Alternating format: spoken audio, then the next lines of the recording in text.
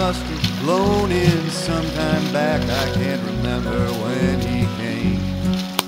He worked the camps and bummed and tramped all. This is Bigfoot Outdoors coming to you on a beautiful March day. Today I thought I'd talk about one of the quintessential items that every prepper should have, and that item is the 72-hour bug-out bag. Now, as the name suggests, this bag is supposed to carry you over for 72 hours, 3 days, in whatever situation that you deem is the most likely to happen in your area.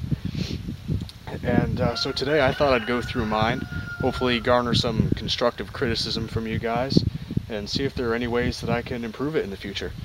So I'll start going through the pack and show you the contents. First of all, the pack itself is a LA Police Gear brand 3-day assault pack.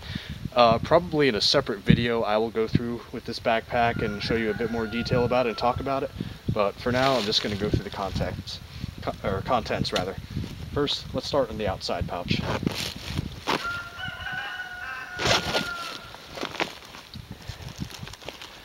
Right here I have the stand for my alcohol stove. It's kind of cobbled together from various materials, but it works okay.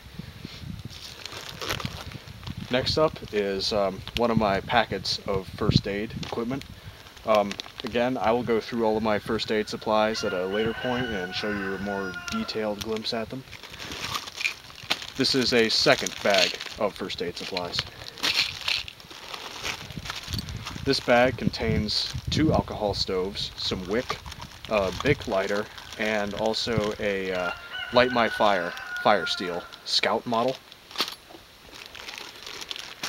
This is a small Ziploc bag containing different assorted survival gear. I have matches in here, some 100-mile-an-hour tape, bug dope, some trioxane fuel bars, hand sanitizer, and a few other odds and ends that I will go through in a later date.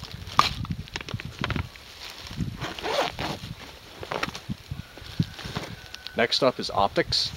This is a pair of binoculars that I've had for quite a while. They've worked great. They are Brunton Light Tech 8x25 waterproofs.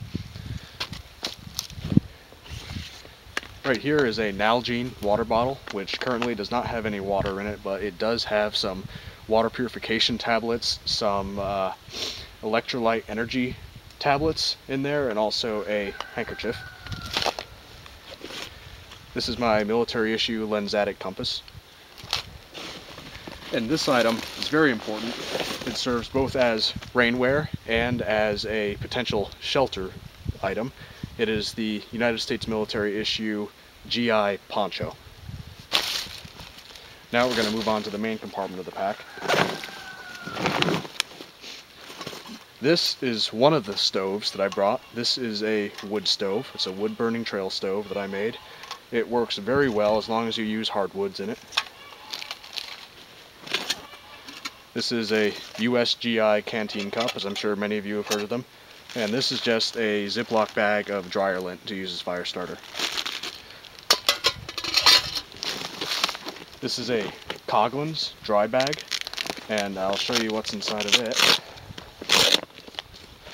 First up is a pair of US Army Sun Dust Wind goggles. It's about 80 feet of coyote brown paracord. A small knife sharpener. Several 12-foot sections of paracord to use in the rigging of my poncho shelter. 2 communications devices, walkie-talkies, a small US Army sewing kit, and some miscellaneous hygiene items, including toothpaste, a toothbrush, and toilet paper. This is the Adventure Medical Kit's SOL thermal bivy sack. It can be used as a sleeping bag in temperatures down to about 50 degrees, and I hope to be using it on a dry... Sorry about that, guys. The battery on my camera died, and so I had to run back down and grab another battery and replace it. As I was saying, this is the SOL thermal bivy sack by Adventure Medical Kits, and I'm hoping to be using it in a dry run of a bug out scenario in a few days.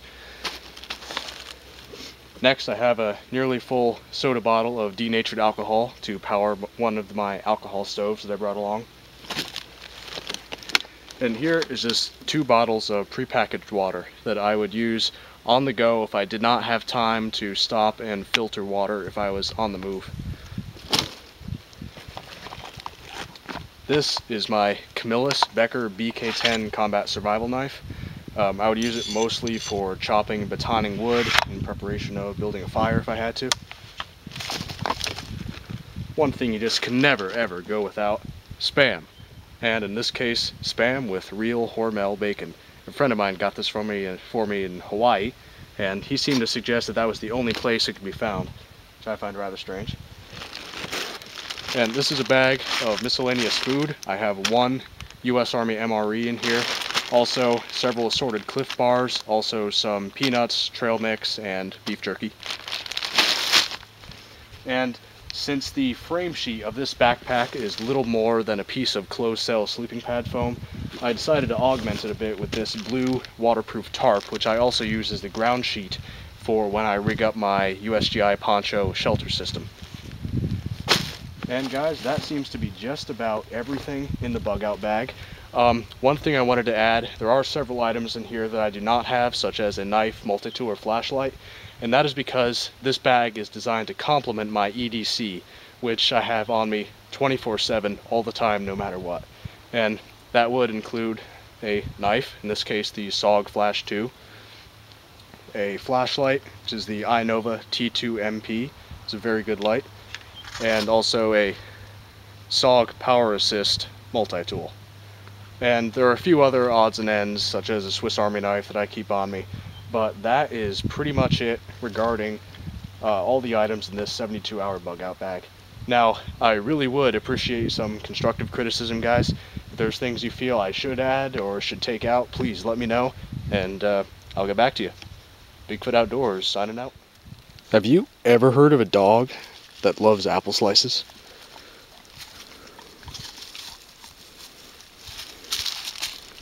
Good boy. Strange.